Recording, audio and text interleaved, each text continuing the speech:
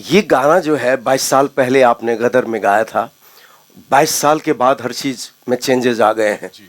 आपकी उम्र भी बढ़ गई हमारे हीरो साहब सनी पाजी भी 22 साल पहले अलग एज में होंगे, तो आप वो भी ध्यान में रखना है। और मुझे आज का सिंगिंग चाहिए, तो इन्होंने गा के सुनाया। अब एक्चुअली ये गाना जो है ये पंजाबी फोक है। उड़ जा काले कावा तेरे मुंह विच खंड पावा, तो एकदम उस वक्त जो हमने गाए थे, बख्शी जी भी थे, बख्शी जी भी बहुत प्यार करते थे मुझे, बोलते स्माइलिंग सिंगर आ गया, तो क्या प्यार करते थे। तो उत्तम जी ने कहा कि ये गाना है, बख्शी जी चाहते हैं कि तुम दिल से गाओ।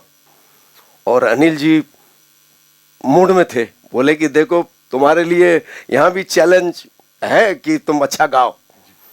तो मैंने कहा कि अगर अच्छा गाऊंगा तो आप स्टाम्प पेपर लेके आया हूँ, स्टाम्प पेपर लेके आया हूँ, मैं साइन कर दूंगा, गदर के सारे गाने आप मुझसे गवाना, तो पहले गाओ। मैंने यही गाना पहले गाया और नेक्स्ट डे जी वाले आए और स्टाम्प पेपर पे मुझे साइन करवाए। ये फैक्ट है, और मुझे क्या पता कि फिल्म हिस्ट्री हो जाएगी, ब्लॉकबस्टर हो जाएगी, और वही हुआ।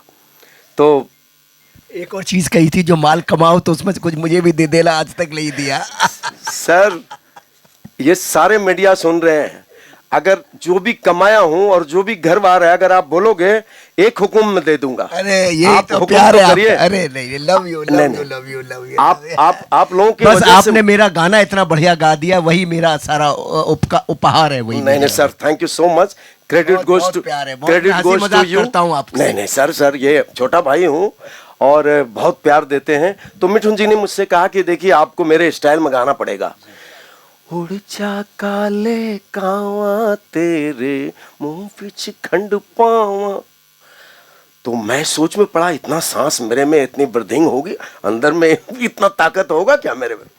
अब मैंने ऊपर वाले को याद किया, क्योंकि कोई भी काम करने से पहले अलमाइटी को तो याद करना पड़ता है। तो मैंने ऊपर वाले से कहा, इनको बताया नहीं मैंने, बाद में बताया मैंने कहा कि मैं definite I will try my level best.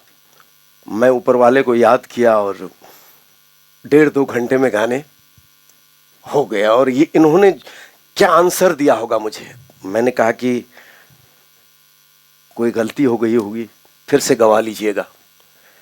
बोले झरने की तरह तुमने गाया है। हाँ ये कॉम्प्लीमेंट, ये हमेशा मैं, हाँ तो मैं बोला क्या बात है। और उसका सबसे अच्छा परिणाम ये देखने को मिल रहा है कि जिस दिन से ये गाना रिलीज हुआ है, उस फर्स्ट आवर से लेकर आज 6th डे पर, this is the number 1 trending songs on YouTube and across all streaming platform. तो आई थिंक जोरदार तालियां तो इसके लिए बनता है। Thank you.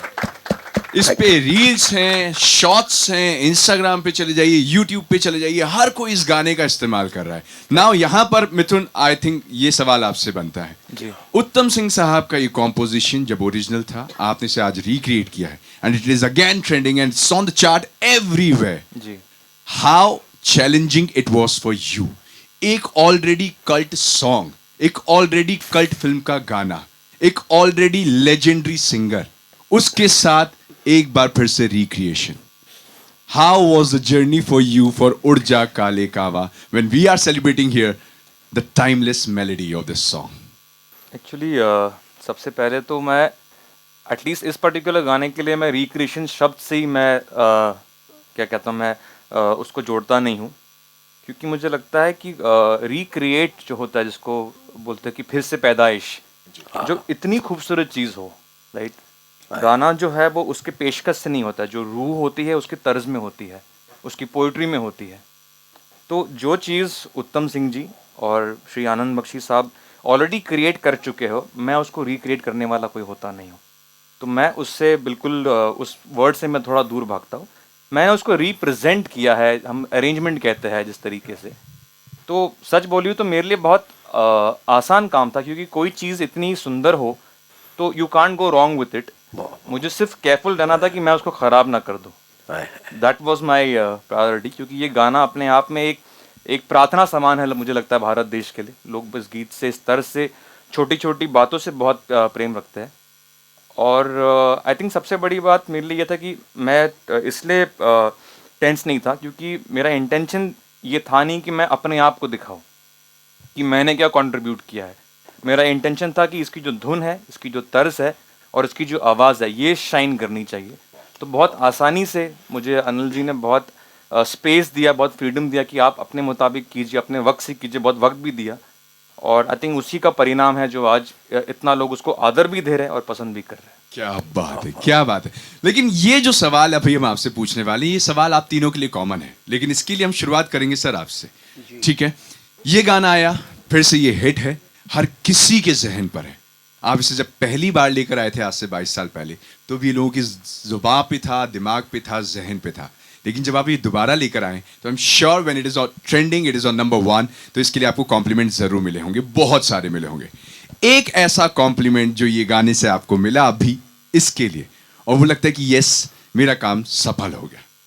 देखिए, ये हिंदुस्तान में गाने बहुत बने हैं फोकलोर से, जो फिल्मों में आए हैं। ये मुझे लगता है कि भारत का पहला गाना है जो कि फिल्मों से फोकलोर में गया है। फिल्म से फोकलोर में जाने वाला ये पहला गाना है। मैं जब एक बार शूटिंग करने गया था अब तुम्हारे हवाले वतन साथियों की राजस्थान में, तो मैं अचानक जोधपुर में पहुंचा तो वहाँ पर कोई इस गाने को बजा रहा था, अपने उस पे सारंगी पे बजा रहा था। तो मैं हिल गया। मैंने कहा भाई साहब, बोले ये तो गदर फिल्म का गाना है। और मैंने देखा कि जगह जगह राजस्थान में उस गाने को लोग गा रहे थे सारंगी के ऊपर। तो मैंने उत्तम जी को आके बोला, मैंने कहा आपने इतिहास रच दिया, आज तक कभी नहीं हुआ। बड़े बड़े हिट गाने हुए इस बॉलीवुड में, बड़े बड़े हिट गाने हुए, लेकिन कोई गाना फोकलोर से तो यहाँ पे हिट हुए। पुराने गाने, पुराने 100 साल पुरानी ठुमरियाँ, गज़ल, ये सब 200 साल पुरानी आई, लेकिन ऐसा कभी नहीं हुआ कि बॉलीवुड से हम फोकलोर में जाएं। तो ये कामयाबी इसकी निश्चित ही थी और मुझे कोई आश्चर्य भी नहीं हुआ। और सच बताऊं तो कोई ऐसा एक्साइटमेंट ऑफ कोर्स है, क्योंकि जब चीज़ चलती है तो झूठ नहीं कहूँगा एक्साइटमेंट है, लेकिन अचरज नहीं था, ये होना ही था। जगह जगह जगह जगह से कॉम्प्लीमेंट आ रहे थे। मैं जब एज ए स्क्रिप्ट राइटर भी जब सोचता था और इस गाने का आलाप मेरे मन में आता था और सीन के पीछे चलता था तो मेरे खुद रोंगटे खड़े हो जाते हैं, और गदर में जगह जगह खड़े होंगे, क्योंकि ये आलाप इसका ऐसा ही है कि जहाँ जहाँ आएगा लोगों को कनेक्ट करेगा। तो लोग कहते हैं कि यूथ को नहीं पसंद आएगा, उस वक्त भी ये था जब ये गाना बना था, उस वक्त भी पता नहीं कौन सा यूथ है, मुझे नहीं समझ आता जिसको पसंद नहीं आता। मैं भी 18 साल का था तो मुझे भी वही चीज़ पसंद आती थी जो गहरी होती थी। जो 22 साल का था तभी भी वही पसंद आई। मुझे आज तक नहीं समझ आया यूथ को कौन सी चीज़ है जो पसंद नहीं आती है, क्योंकि मैं भी तो 18 साल का था ना, कभी 22 का, 24 का, और सिनेमा प्रेमी था। मैं महीने में 30 फिल्में देखने वाला बंदा था, तो मेरे से ज़्यादा सिनेमा प्रेमी तो मैं किसी को समझता ही नहीं हूँ, और मेरे से ज़्यादा यूथ ओरिएंटेड बंदा कोई था ही नहीं कभी लाइफ में, मुझे ऐसा लगता है। तो ये गाना उस वक्त भी जब बना रहे थे, उत्तम जी ने बनाया और बख्शी साहब ने लिखा, तो सबका जब ये पहली बार गाना बना तो लोगों को यही था, यार पता नहीं ये यूथ को गाना पसंद आएगा नहीं पसंद।